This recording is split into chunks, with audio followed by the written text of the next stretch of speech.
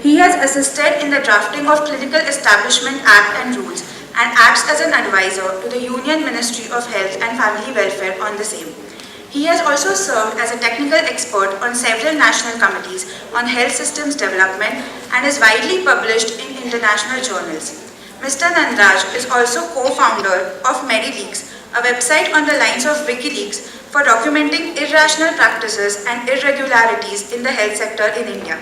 I request Mr. Sunil Nandraj to take his place on the dais. Our next panelist is Dr. Sanjay Nagral. He is the consultant hepatobiliary surgeon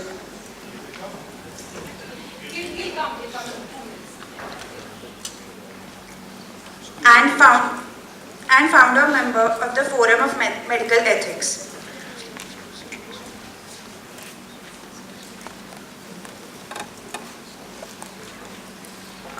The moderator for this session is our very own Professor Sundararaman from the School of Health System Studies, who shall also chair this session.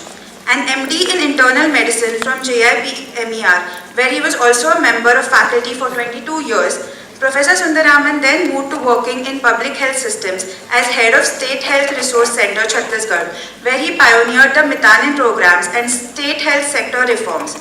Then, as Executive Director of National Health Systems Resource Center, he led an institution providing technical support to the multitude of initiatives undertaken under the National Rural Health Mission. He has also been the Member Secretary of Sector Innovation Council in Health, as well as a part of various expert groups and technical committees advising the government. All along, he has also been an activist for health rights and a champion for community engagement in health as organization of Jan Swasthya Abhiyan. He has published a number of research papers and popular books on strengthening public health services and health policy. I request Sir to please join us on this.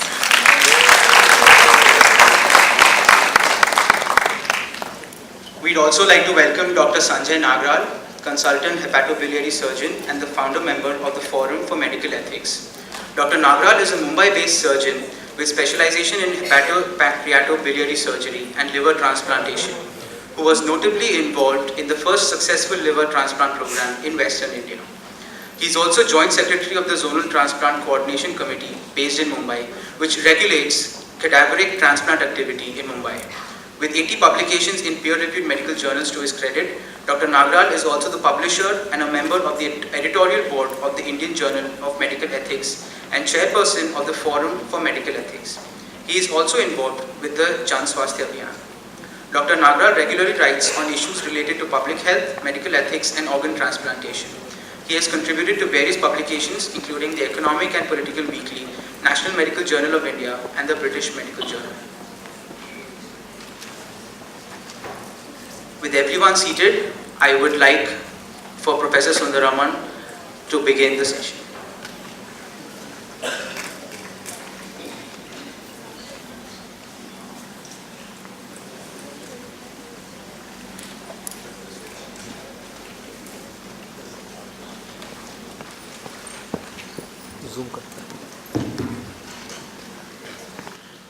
I don't think we have PowerPoint or planned it that way. We are going through an open discussion on a number of issues. The topic of regulation has been gaining importance very rapidly. And in fact, as the strength and the participation of private sector increases, the topic becomes even more urgent. In the wake of this, even the understanding, the basic definitions of regulation start changing.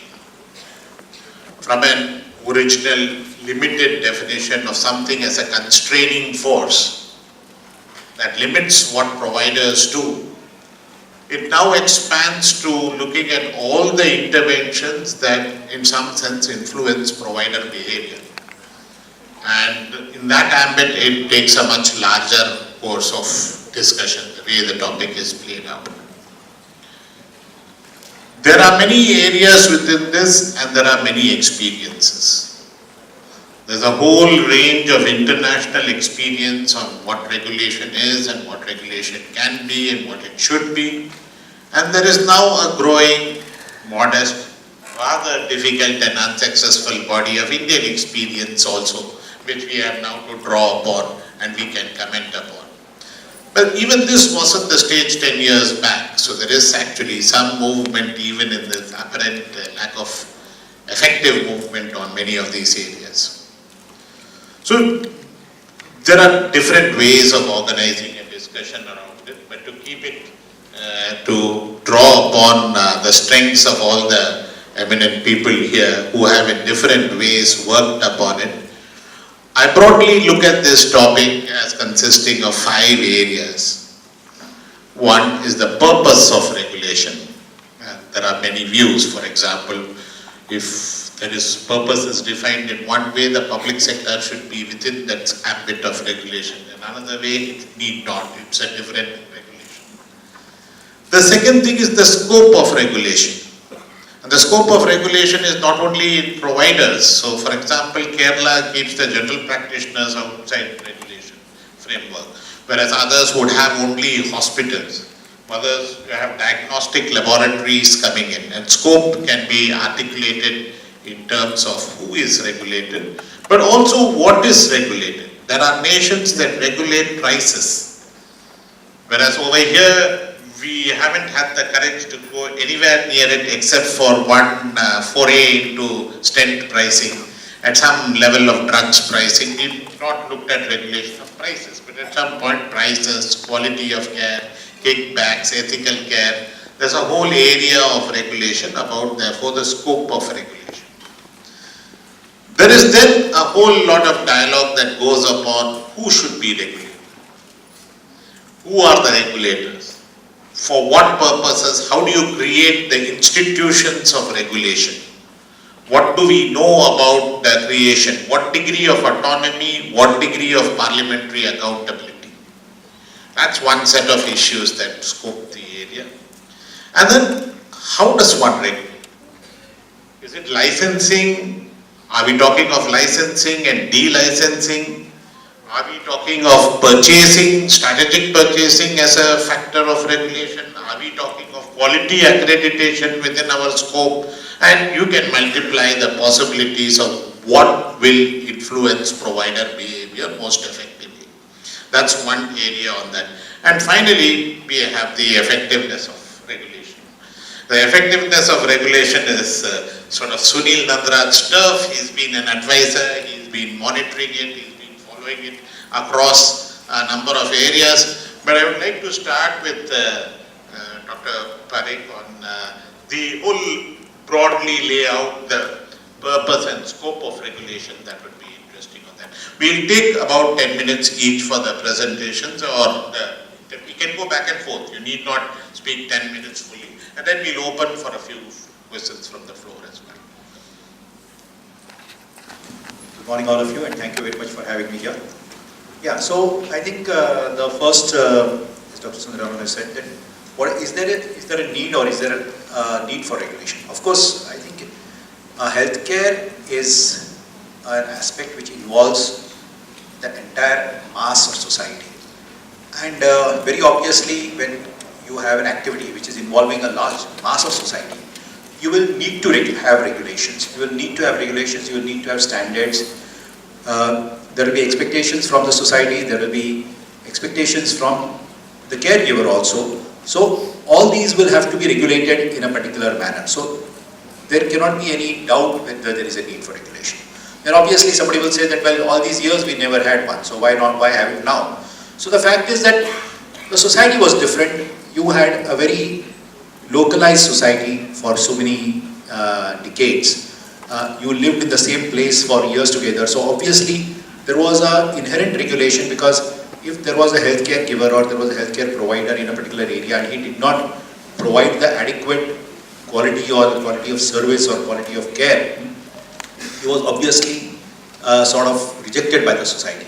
So if there were two healthcare givers, one was giving, the other was not giving, obviously over a period of time, because this was a localized society, everybody knew that who is the better healthcare provider. So you did not require any regulations, because anyway everybody knew that who is the better one, and he was the one who was supported.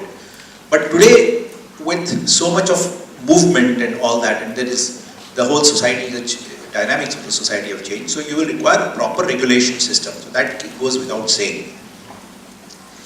And I feel that every aspect of healthcare will require regulation. I am convinced that every aspect, I think even at the family practice level, in fact, I feel that one of the reasons why our healthcare has gone a little haywire is that our family practice itself has not developed the way it should develop. The way it should have progressed, it has not progressed. So that is one, and that is also one of the reasons why healthcare costs have gone up so much, because your primary care physician is should have been the coordinator for all your healthcare activities, and that is not there. So that is the reason why people, they go and do their own healthcare their own way, and there is a lot of erraticism in that, and that is one of the reasons why the costs are going up. You get one investigation done which was not required, you get one particular opinion from a particular specialist which was not required, because there is no coordinator. So the family practice, I think, definitely requires some sort of regulation. It doesn't have to be the same level of regulation that a tertiary care hospital would require, but a family care, and it also not only requires regulation, as I said, regulation has to be on both sides. There will be expectations from the family care physicians, which also the society will have to fulfill. That they would have to listen to the family care physician. They would have to go by his opinion, because he is the one who is supposed to take care, and at the same time he has to provide the particular type of service that he looks at the family and the well-being of the family properly. So I think regulation of the family, the doctor, primary care physician is also going to be required. Coming to the issue of so you require to regulate the primary doctor, you require to regulate the hospitals, you require to regulate the drug industry. In fact, I personally feel that yes, we have, as far as the pricing, drug industry is concerned, we have had a lot of regulation as far as pricing is concerned, but quality and various other aspects, we have so many pharmaceutical agencies, each of them manufacturing the same drug.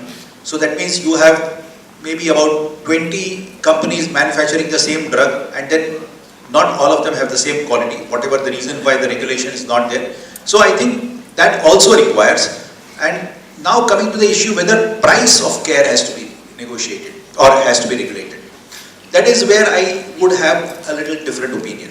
See, price of care is basically a market-driven issue, because the fact is that today, unfortunately in our country, healthcare has become mainly private dominated. So it is something which the provider has to actually put in a lot of investment to provide that healthcare. So primary, so whether it is investment of time, investment of effort, and investment of money. So all these three things. And the provider has to put in that. So he will require to get reimbursed for all his this thing. And I don't think, and because the type of investment is so variable from place to place, from level to level, I am not so sure that you can have one standard of pricing which can be put all across. You can't have one standard of pricing for food. For that matter, have you got a one standard of pricing for a cup of tea? The person who is providing the cup of tea on the street and the person who is providing the cup of tea at the level of the topmost 5-star hotels. You don't have a standard of pricing there. So how healthcare is far more variable than a cup of tea. So trying to get one standard pricing for all levels of healthcare, I think is going to be very, very difficult, and it's going to be very impractical. What is more going to happen is that it will bring down the quality. It will bring down the quality. And finally, this whole purpose, the whole purpose of creating regulations in healthcare would be to provide good quality. So if you are going to bring down the quality, any attempt at bringing down the quality would be wrong. So that, I think, would be an issue. You let me know if you want me to continue or you want to start. Yeah. So let's see. It should not become a monologue.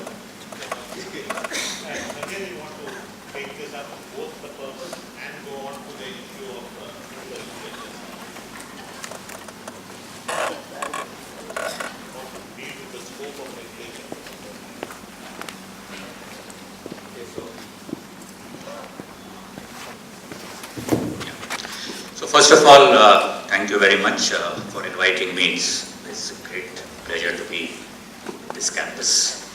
And of course, also considering me fit for a panel like this, because many of you are kind of experts in this field, and I'm just somebody who has engaged with it partly in terms of my day-to-day work, and the last few years perhaps been on a few committees, which especially the committee which was supposed to promulgate the Clinical Establishment Act for the state of Maharashtra. So I had some direct experience of being a part of the committee. The act has still not seen the light of day, by the way.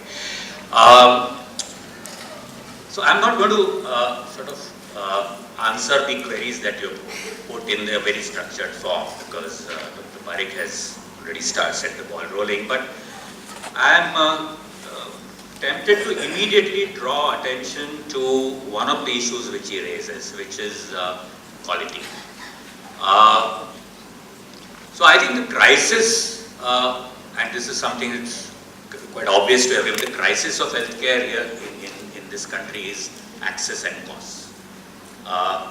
Of course there is an issue of standardization, of course there is an issue of quality, but the basic crisis for the large number of people is just sheer access to reasonable average healthcare, not spectacular healthcare or not so-called very high quality healthcare. So I think that's something that we must first put on the table, that we must keep that in mind. So therefore one starts talking of regulation, and especially the way we are posing it in the last few years, which is regulation, accreditation, payer-based model, etc. The issue that is coming up is, would it push up costs? Would it actually, by trying to enforce quality standards, are we going to deny access because the cost naturally will grow? And here I think the problem again is that since we have this great, almost complete collapse of the public sector, and I say this with a lot of personal feeling, I still continue to spend half of my time in a public sector hospital. But the fact is that we are seeing a huge retreat, huge collapse.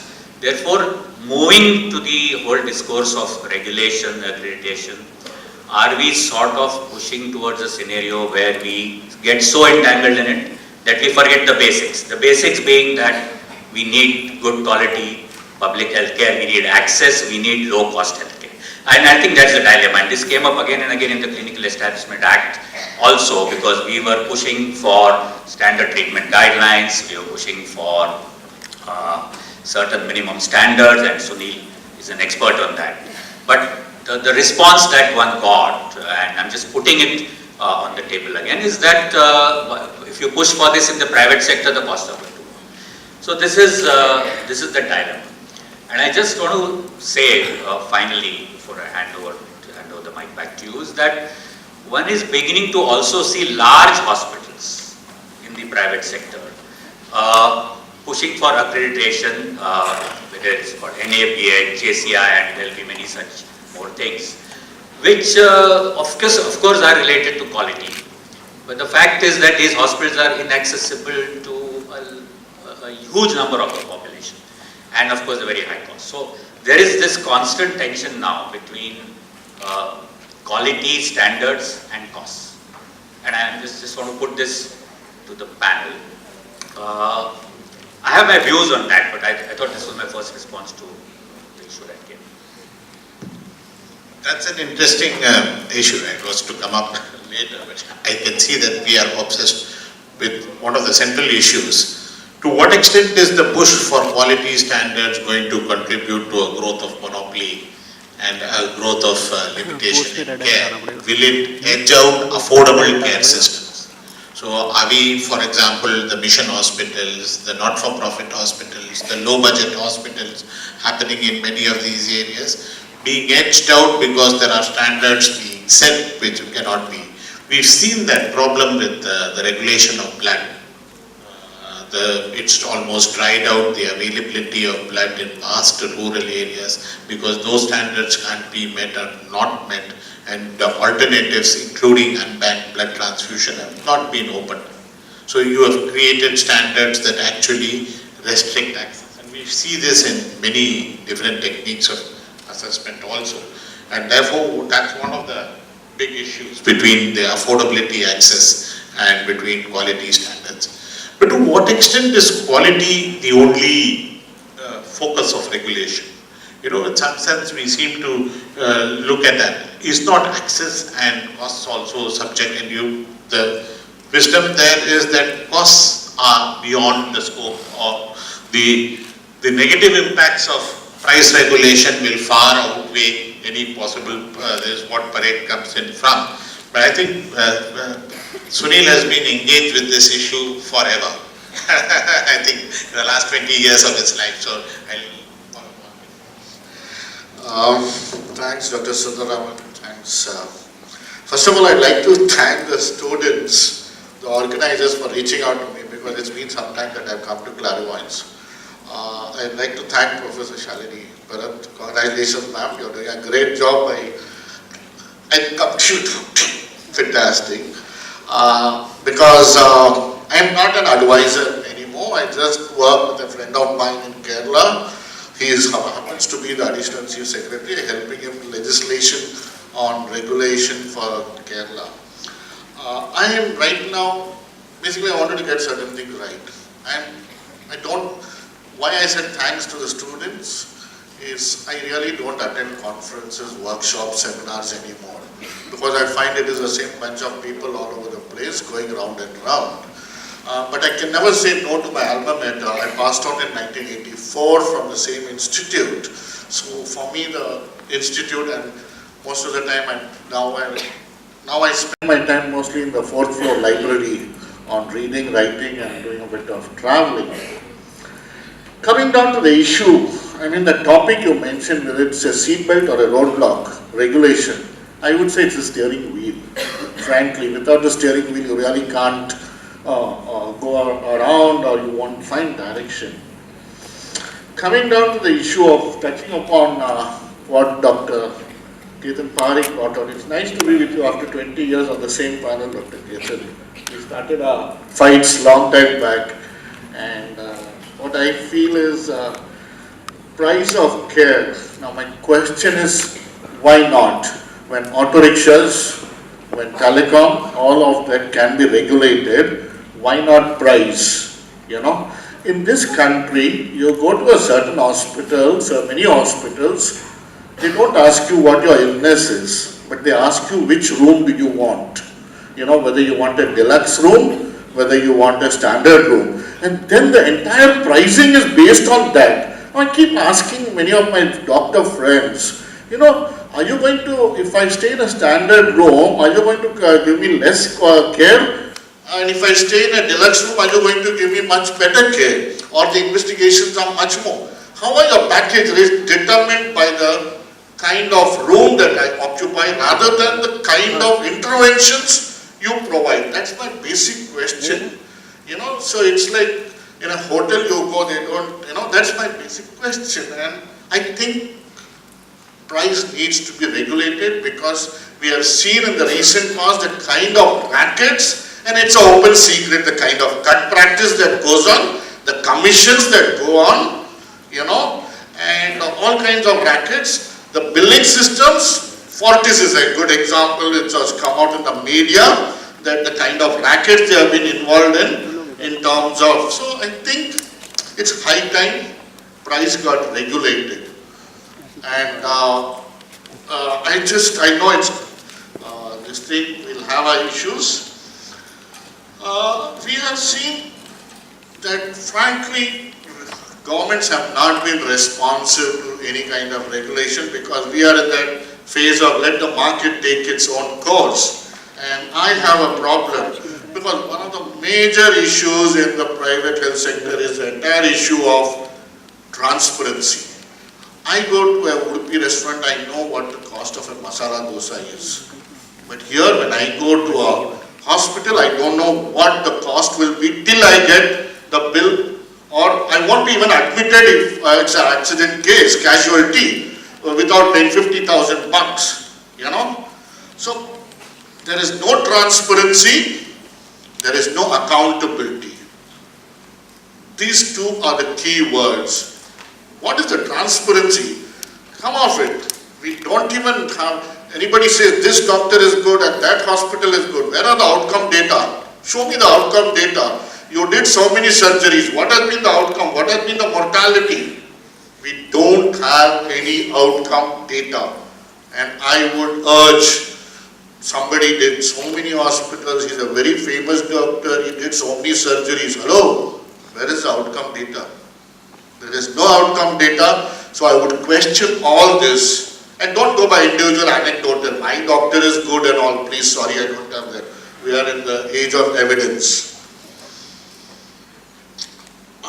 Now, some more points, just in this country, in Maharashtra, if anybody gets a lottery ticket and all, you don't really require, you may require a license or a thing to start a beer bar, or liquor shop, even a beauty parlor. But to start a laboratory in Bombay City, you don't require a license in this place. Okay? We have in this Maharashtra an act called the Bombay Nursing Home Registration Act of 1949. When the British were leaving the shores of the gateway of India, they left this act and we still continue with this. You mean to say our healthcare system has not changed and we still continue with this outdated act of 1949. That's a sad story. There are various issues. I think one important issue I just would like to highlight is whenever there has been a question of regulation, whether it is the Consumer Protection Act, whether it is a Clinical Establishment Act across it, the medical profession, whether it is a medical association, they have opposed regulation. It is one profession which has always opposed any kind of accountability. Yeah, I see Dr. Ketan Parikh getting ready, yes. No accountability, nothing. This is one profession, whether it was a Consumer Protection Act, whether it was a Clinical Establishment Act. Right now in many states we are not able to even enforce or even enact legislation by the kind of opposition the Indian Medical Association has. You know, what is this? I think I'll stop here. I've got a whole lot of things, but we will take it. Thank you. Well, I think there's one more profession at least, the legal profession. It has been very equally difficult to get into any framework of regulation. So, they have to follow the laws that regulate themselves. It's rather more difficult than even to get the medical profession into it. There's another fun fact that I would like to add on this discussion on prices. True on it, it need not be relevant to India, but I think it's immensely relevant. The Japanese are the model of private sector growth and development. 80% of their providers are private sector. The Japanese have a law that says there shall be no profits made in the healthcare sector. Full stop.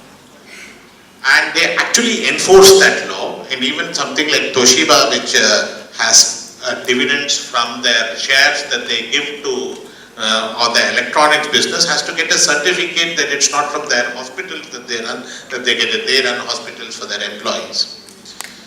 And the Japanese have a global price regulation. So do the Koreans. So do the Taiwanese. And interestingly, in Germany, a doctor would not even know the price of the drug he prescribes, because in a single payer system, it's not actually it's not the profit, though the insurance companies are on a not-for-profit basis. They are ring-fenced from an understanding of price. So a doctor prescribing a drug would not know whether he is prescribing a very costly drug or a cheap drug, because that is, the prescription gets paid for, it's covered under rather comprehensive insurance packages. These are all, I've quoted examples where more than 80% of providers are private providers, and the government comes in only as a purchaser, where registering with the insurance company is mandatory, and all the public is also registered with the insurance company, and there's a whole lot of systems which are in place.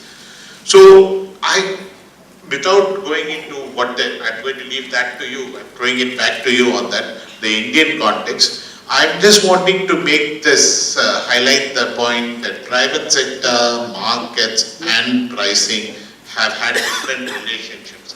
US, yes, the US is outlier on many of these things, but they have things like the certificate of need, the CON, which basically means that if you start a hospital or an establishment, you must get a thing that it is required there and the area is not only saturated, not oversaturated. Their regulations are actually very tough also on many of these issues. And many of these places, labor rates are very toughly regulated.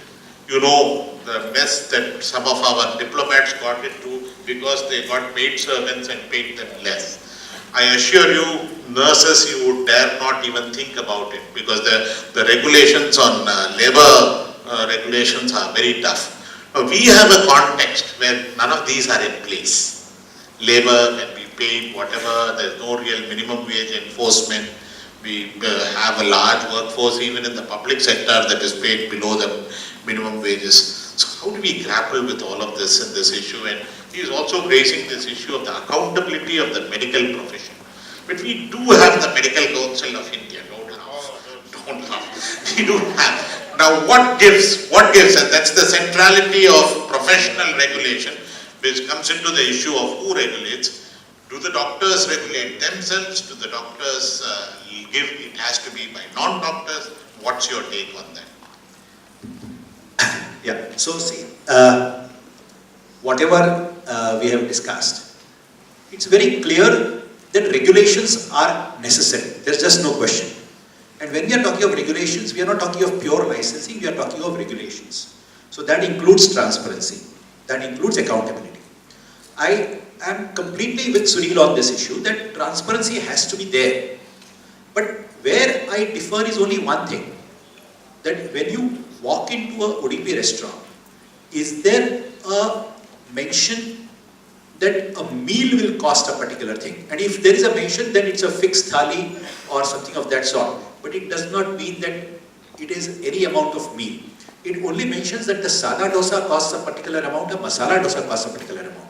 So then you are very clearly defining what you are going, whether you are going to be satisfied with the quantity of dosa which you have. That is not obligatory. Now, healthcare involves that you are treated to as much possible as perfection as possible. And there, that is where the flux comes in. You see, because it is not a defined service that you are giving. If a defined service, you can have a price which can be portrayed and displayed. And I think it should be there. I'm not against it at all. A defined service, but an undefined service. Secondly, the variations in that particular service, in the sense of after a particular surgery, complications can come. And if complications can come, I mean, maybe 1 in 100, 1 in 1000, 1 in 10,000, or 1 in 10, depending on the type of surgery. So, how does one handle those complications and the costing involved on the complications? We have certain hospitals, there's a particular hospital, group of hospitals which are very clear that they define their services completely and they take care of the complications. So I discussed with them that how do you take care of the complications? So they said that for each particular service they have identified a percentage of complications, that they expect 10% of these patients to get complicated and the costing in this particular case. So effectively what you are doing is that if a particular service would have normally cost 1.5 lakhs or 1 lakh for this, you estimate that 10% of these patients are going to get complicated. And because 10% of them will get complicated and their costing will go to 2.5 lakhs. So that 1.5 lakhs you are dividing in all the 100 patients. So 1.5 lakhs is divided. So you put that service as 1,15,000. So that 15,000 takes care of all those. That means effectively what you are doing is that for all 90% of the patients, you are charging them 15,000 more as compared to what they really required to pay for. Because you have to take care of that 1.5 lakhs for the outgoing. So you see, this is a different, it's a way of doing it. It's a way of doing it. finally there will have to be some way of handling that. So a particular hospital, group of hospitals handles it that way, and that's perfectly fine as far as the patient is concerned. But please note that the 90% of the patients are paying 50,000 more for that service. So that's one way. Now, coming to this issue of profits. See, if you are going to allow corporates, I am not a corporate man, please be very clear. But if you are going to allow corporates to run hospitals for profits, then they are going to make profits. Not only that, how do they reinvest for the sake of progress, for the sake of additional investments? They will have to. So whether you call it profits or whether you call it some fund which is going to be put for putting back.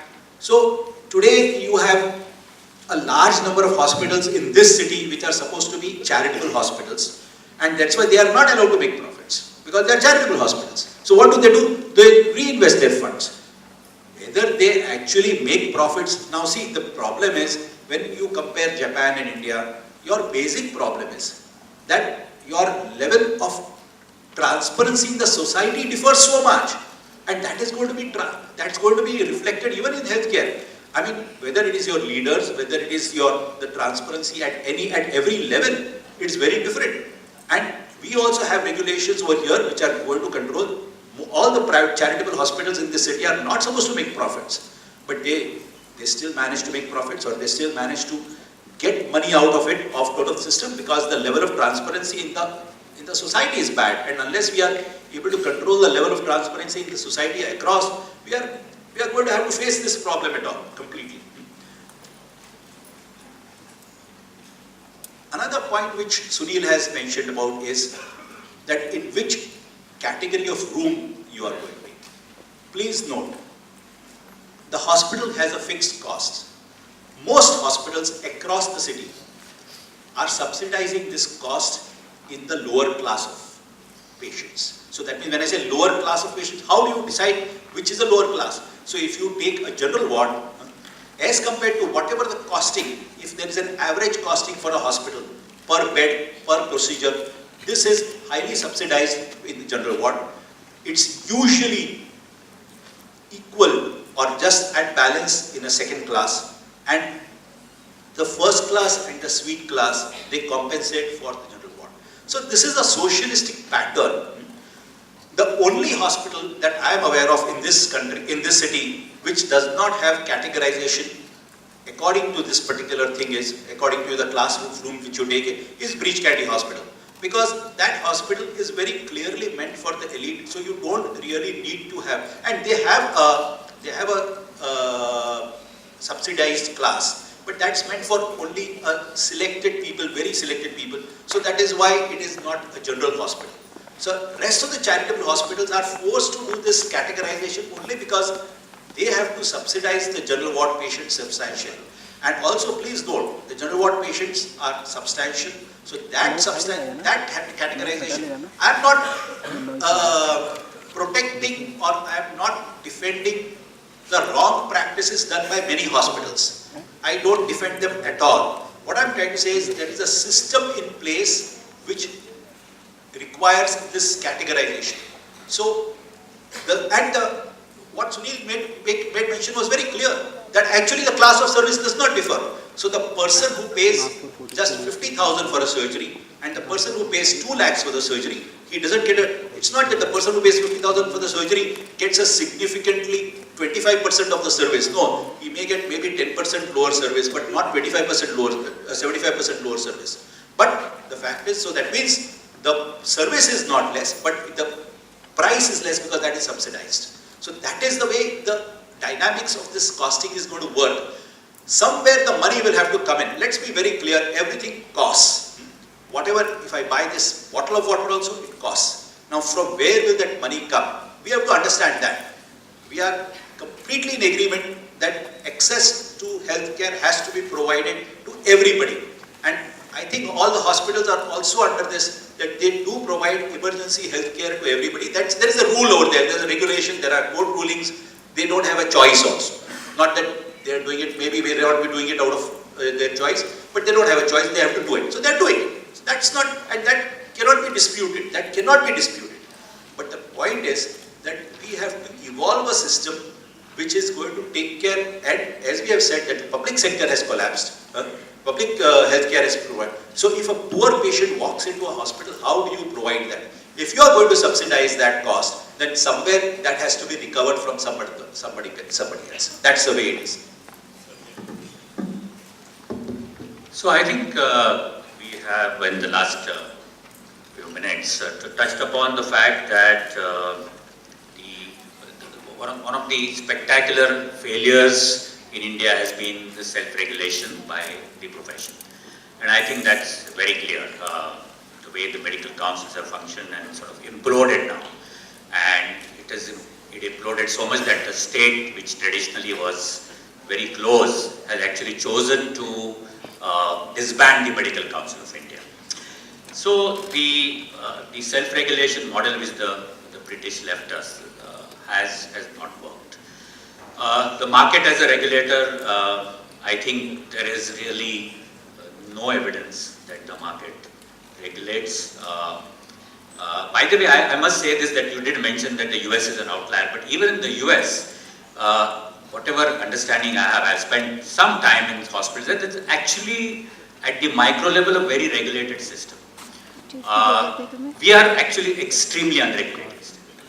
And whilst what Dr. Parikh talks about, the costs of care, etc., those may be issues which need some more discussion. But my observation is that the medical profession here is perhaps not ready to be regulated or even on very low-hanging fruit. So for example, antibiotic policy, which has nothing to do with really costs of care, which has nothing to do with... So hospitals are not even able to implement antibiotic policy. I'm a member of infection control committees in 2 hospitals, and we are unable to even... so that brings me to a point, which is that it seems to me that the way doctors are sort of see themselves in our setting, the way they have positioned themselves, there's a pseudo feeling of kind of independence, that we know we should not be controlled and that we know best. It comes from, I think, many things. It's partly a phenomenon of what the social standing of the doctor is, etc. And therefore, I think whilst the bigger failures of the state, and that burden should probably be put on the state and not only on the medical profession. But the fact is that the profession seems to be very reluctant to even be regulated on the low-hanging fruit. And for example, in the Clinical Establishment Act, we had a tough time, Dr. Parikh, convincing that committee to even look at standard treatment guidelines. Now that has nothing to do with costs, that has nothing to do with the pick. So I think there is a reluctance across the board. The final point I want to make is that, having said all this, one wonders whether the burden, and that's what we seem to be doing in the last half an hour or so, whether the entire burden should be on the profession, perhaps not. That nebulous entity called the state is of course an important player, and I think it has remained a spectator, as partly as Sunil said. It has really sort of put up slogans but not really intervened very seriously. We seem to be now slowly beginning to see at least some performative interest in terms of looking at healthcare, the stent issue, the joint replacement, at least some intervention from the highest sort of office in the country. But clearly the interest that states have across the world, that doesn't seem to be there. So in a way, when the medical profession says that why are you putting the entire burden on us, I think that's something worth keeping in mind, that we sometimes shift the burden to the profession when the burden is actually on the state. And just one final word, if you actually look at how things have changed in the last 2 or 3 decades here, and some of the laws that have come in, they have not really come in, certainly not from the profession, certainly not from the state, but by public interest activity, by activists, individual activists, groups pushing for change, PILs, etc. If you look at whether it is PCP, NDT, whether the Organ Transplant Act, many such things have come from. So my kind of concluding statement is that unfortunately now there is, people need to wake up to this. that the two important players who should be concerned, one is of course the state and the profession, currently don't seem that serious about regulating care, and therefore, whilst this is unfair to say that the burden is on in a sense the victims, but the fact is that people need to take more interest and push for change, and there seems to be the right time, because seems to be an increasing interest in the politics of this country for addressing healthcare, at least from the viewpoint of electoral politics. Yeah, sorry, I forgot to mention two more things. Yeah. So see, when we are looking at whether the medical associations are open for regulation or not, I will ask Sunil that 20 years ago, when he approached the Association of Medical Consultants, and how many hours were spent by a select group within the Association of Medical Consultants to draft an accreditation policy. So he will be able to tell you that I don't think anybody, or neither of us remembers how many hours we spent, but it was a lot of effort was spent. Not only that, we have managed to put an accreditation policy for small nursing homes into place now about almost a decade back. Almost 450 nursing homes in this city have been accredited by that particular standards, which have been which were evolved by us as an association. So when we are looking at, it's not that we are averse to self-regulation, not at all. Yes, self-regulatory efforts have gone haywire, I don't deny that. Once again, coming to the medical council, the state medical council was going haywire, which was realized by the medical profession 2 decades ago. It was the medical profession which realized how the process was going wrong of electing the council. The medical profession took it up. Of course, Sunil is again witness to that, that he was also a part of it. I mean, activists were also part of it, medical profession. But we persisted with the government, and the entire election system of the state medical council was changed. It has been a process. It's not something which happened overnight. Today, the state medical council functions far better as compared to what, or the functioning of the state medical council has improved significantly as compared to what was 2 decades ago. The Medical Council of India, you have a person who has been identified by the court that he should not be heading the Medical Council of India. But the central government supports that man, and he comes back as the Chief of Medical Council of India. Now, where is the profession at fault with this? The profession is not at the fault with this. It's the government health ministry who is supporting that man.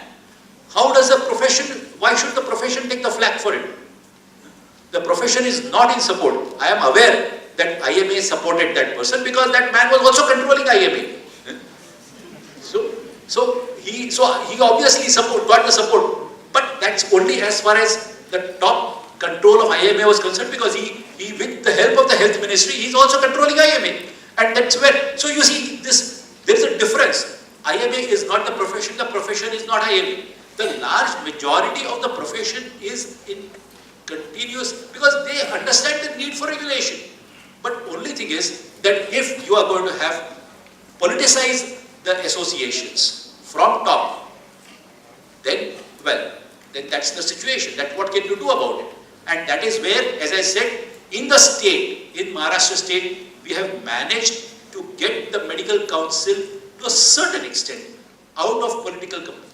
The way it was, I don't want to go into the details, but the way the elections were being held, the way it was being controlled, we have managed to get it back into the hands of the profession to a certain extent. So that is the victory of the profession, and it's not the victory of politics.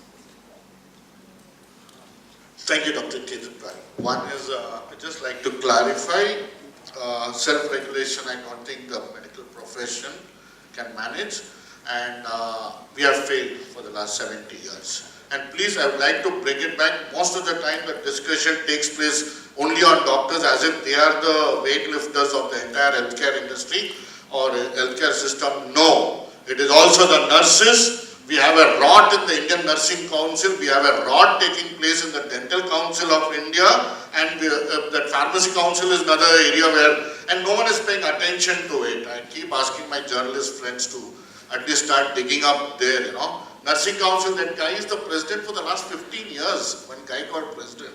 You know, that's the kind of thing that we are having. So please, healthcare doesn't mean doctors, it means nurses, it means dentists, it means pharmacists, it means allied health professionals. Every time the discussion comes down to medical council, hello, there's many more councils. Second, I think I would like to correct, public sector is not collapsed. It is going on. We are, I work with a friend in Kerala. It has not collapsed. In fact, it is doing much better, including states like Bihar and Rajasthan. We find that it has much better, especially after the NRHM. We did find that, okay. With regarding to, coming down to the main issue with regarding to, so I will still not do my epitaph of the public sector, because the day public sector collapses, we are finished. And that's going to be a sad state of affairs.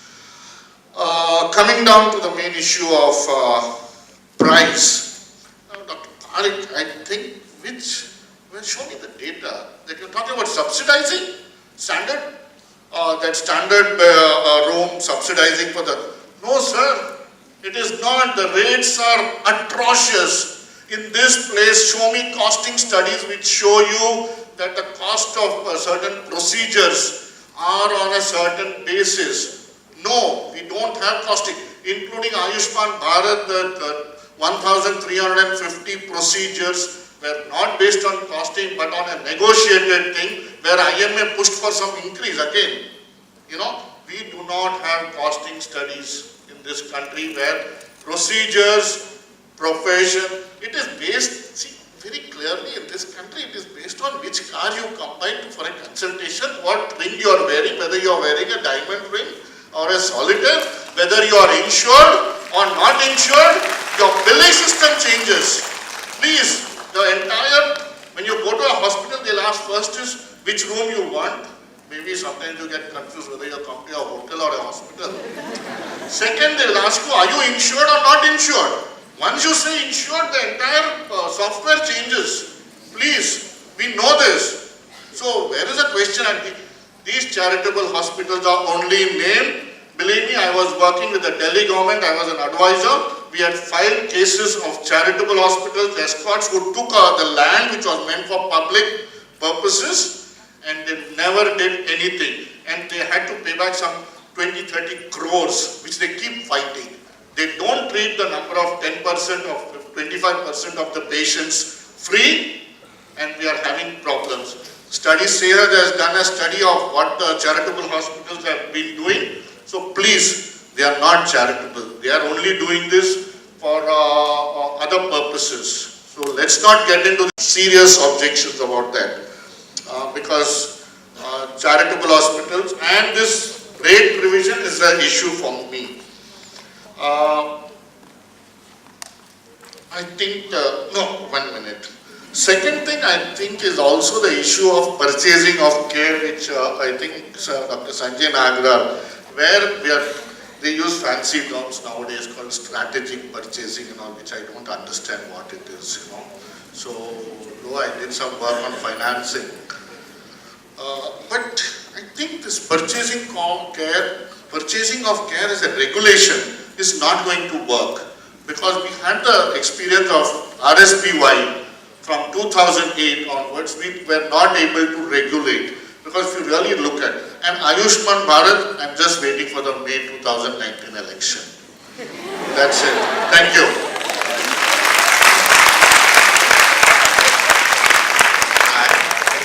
We can have a few questions from the audience to the panelists.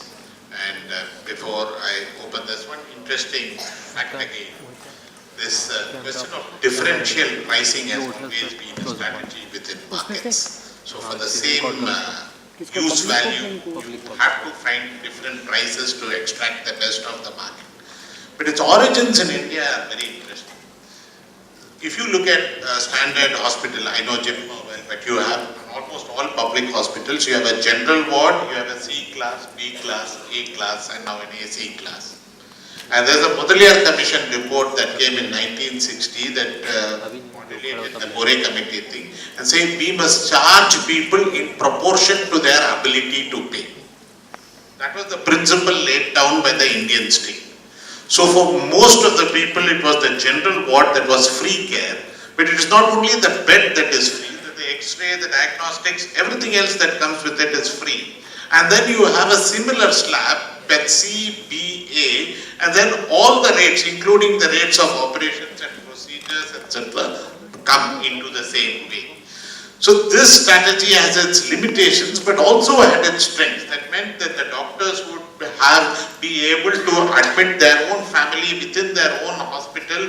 The leading elite of the town would also admit in the public hospital, and therefore it played a role in creating voice for improving the quality of public services. So I would not dismiss, and KEM for example lacks the special ward and it is to its detriment, whereas places like which have a special ward actually have an overall improvement in services. Now when it transacts into the private hand, then it is a question of whether the price is fixed on a cost plus basis, your 15% analogy, or is it based on the principle of what the market can bear. So when you go into the latter principle, and it's an interesting thing, if you look at many studies that are coming on insurance, on catastrophic health expenditure across quintiles, you may find that the proportion of you expect the poorer people to be more hit, but there are some studies at least that show catastrophic health expenditures the same across all quintiles, though the actual out-of-pocket expenditure is less. So you have some, we haven't explored it enough, we have some indirect evidence that actually that each section of the income is charged to the level where there is what the market can bear. So these are issues that we still need studies to illustrate. But I open up to the questions, and maybe you want to open questions on newer areas rather than comment just on these. Yes. Thank you very much. You take this opportunity to ask certain questions. I was trying to understand the focal point of this discussion, the panel discussion that we are having. So what are we trying to achieve through regulation, basically? That was not clear from the discussion. Of course, Dr. Sundar said in the initially that price can be regulated, and you have given the examples of Japan and Korea. Let me put the facts very straight. The point is, in Japan, you have not-for-profit hospitals, and they dominate the system basically when it comes to the providers. So although they have been able to keep the cost on the lower side, but still cost is a huge issue there. It's one of the important health policy issue that the Japan has been grappling with. That's one point. The other issue is that when you say that yes, price needs to be regulated, and you feel that having a price schedule perhaps helps when you have a large number of for-profit providers in the healthcare market, it doesn't work. There is no evidence. You talked about South Korea. Let me give you, you look at the evidences that has come out in different studies, in all scientific studies. They have a price schedule, and the providers, how did they play with that price schedule? They said that, okay, fine, the price has been regulated by the government now because this is what I can get for one visit. So they asked the patient to, visit twice. So the overall cost hasn't gone down. So overall cost has been on the higher side. So if you have for-profit private, for-profit providers in the market, basically, there is no evidence across the globe that it has really worked. If you look at it from the health system's point of view, health system's objective, basically, talking about transparency, that too in the healthcare sector. What exactly do you mean by transparency? Do you mean by this, that giving the price information to the, the potential consumers? That's what you mean? Do you mean that because you talked about the US example? Yes, it's pretty much regulated. You have those systems in place. They believe in the market, basically, but the government acts as a facilitator, and the government will provide a conducive environment so that the market can work, because they believe in market principles. Did it work? The DHG-based classification system, did it work actually? What evidence we have on this? The point is, we are dealing with healthcare, and healthcare has some peculiar characteristics. So many economists have worked on this, since 1960s, and it's a well-established thing that market cannot work when it comes to healthcare. I think we should keep this in mind, basically, when we discuss even about regulations. Now, my fear is that by bringing this regulation into the picture basically, are we trying to legitimize the private sector, which happens to be an illegitimate child to me basically? Because you are giving a false notion to the people as if you have that certificate from NABH it is coming, that means everything is okay with that particular hospital. Because when you look at the accreditation system, I don't find any outcome indicators linked to it. So I don't know exactly what I'm getting basically. And he already pointed out that hospitals are using that to sell their products basically. That's all. Thank you. We take 3 or 4 questions and we will also have a student question from 3 or 4 guests.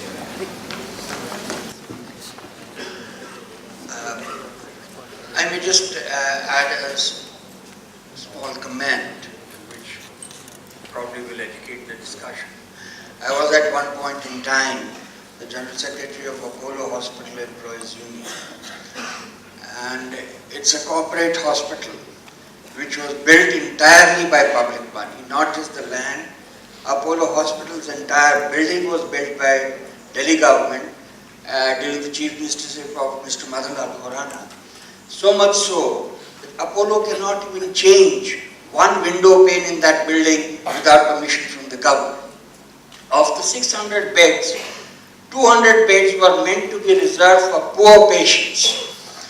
Okay, now any person poor to look at is sure to be treated at the gate by the guard and can never really make it into the hospital.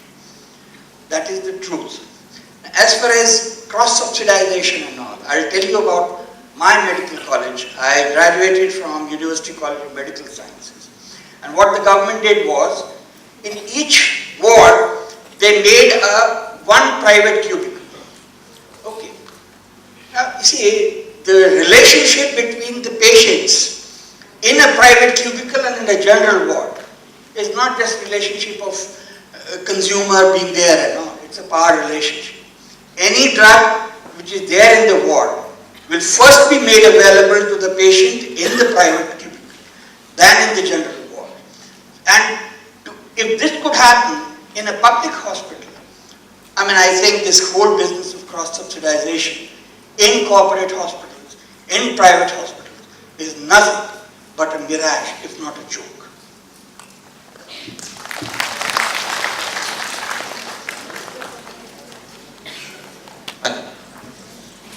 Just wanted to know which other profession profit margin is controlled by regulation. Auto rickshaw drivers. Good. Happy to know that. I don't know whether it requires a professional training.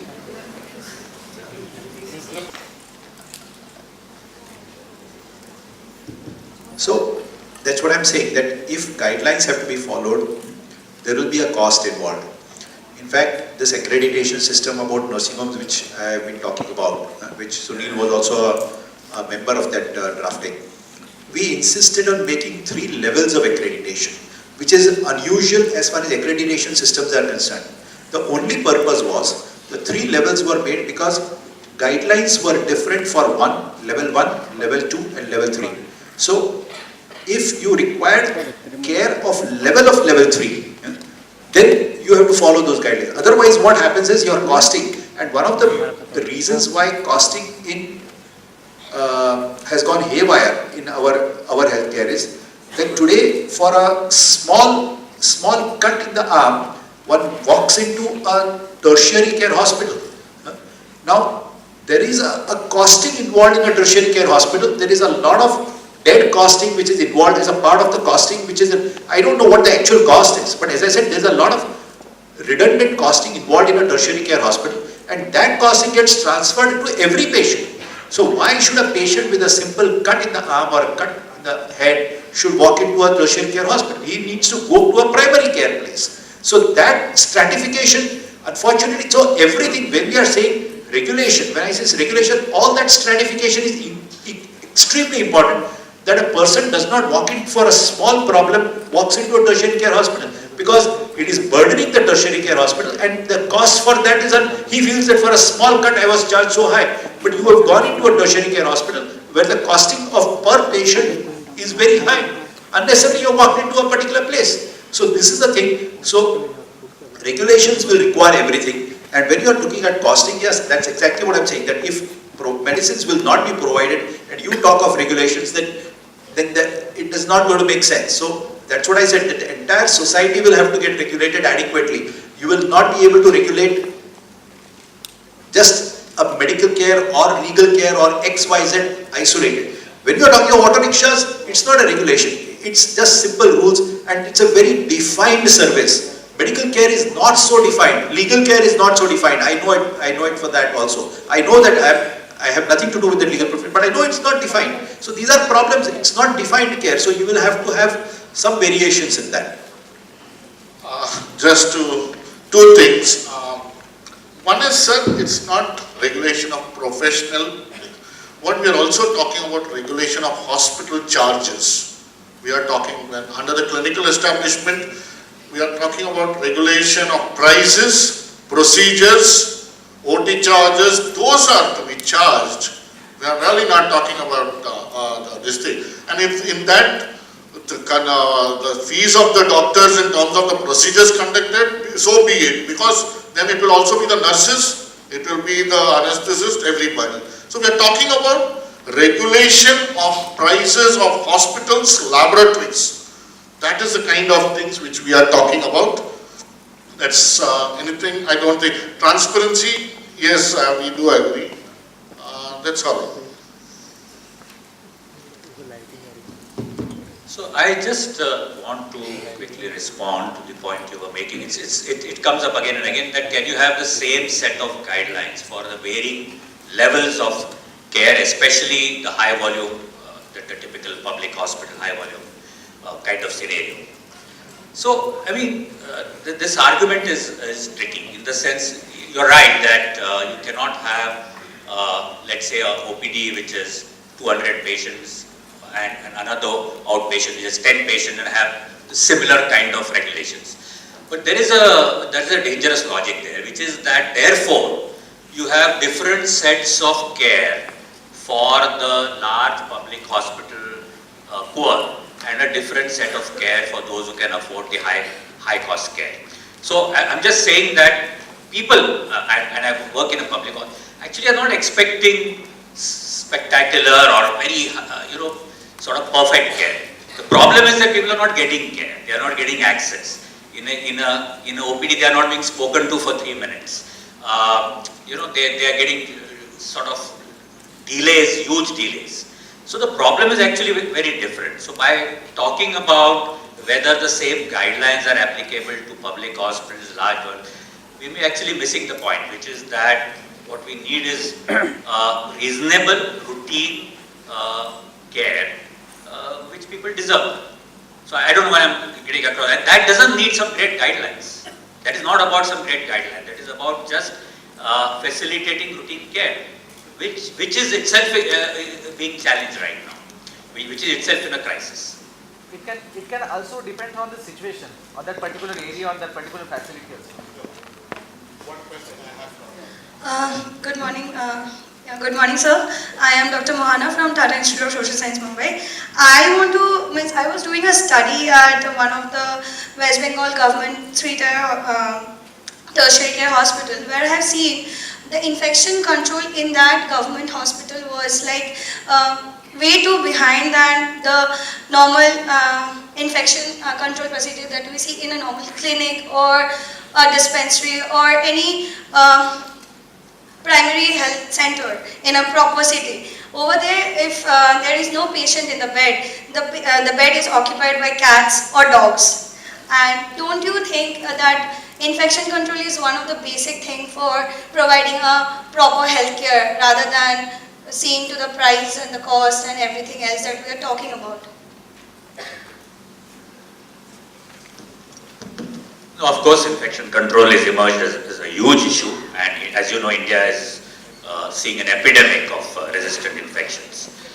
And whilst this is not the place and time to talk about what are the issues involved in that, but just something I mentioned a few minutes back, that infection control is partly about structures in place, but partly about behavioral change. good attitude change. And that's where I feel the problem of not just doctors but healthcare workers here is that they seem to feel that policing on a day-to-day basis, even hand washing or choosing antibiotics, restricting antibiotics, they don't want to be policed, or they don't want guidelines.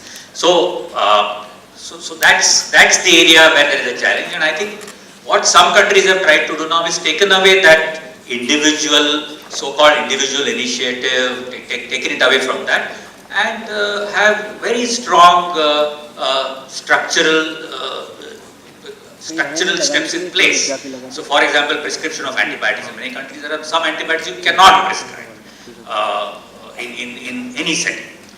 So I think the infection control is a marker partly of what's overall wrong with the healthcare system, but also the behavioral problem that I was talking about. So I think we'll bring this session to an end. Thanks to the panelists for having a really enriching experience. And we've covered a lot of points, and we've covered a lot of perspectives on a number of different points. We've also had very good, I think a very attentive audience, even if it was a very quiet audience. And at some point a very attentive audience, and thanks to everyone. Thank you, Professor Sundararaman, Dr. Ketan, Parikh, Mr. Nandraj, and Dr. Nagral for such an illuminating session. I would like to call upon some students to felicitate the guests, beginning with Dr. Ketan Parikh. Please accept a small token of our gratitude, sir.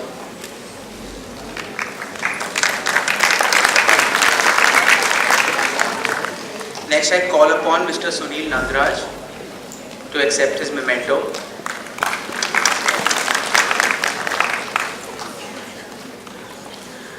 Professor Sundararaman to accept his memento, please.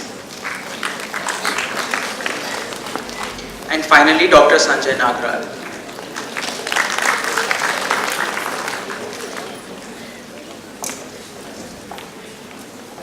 Thank you, everyone.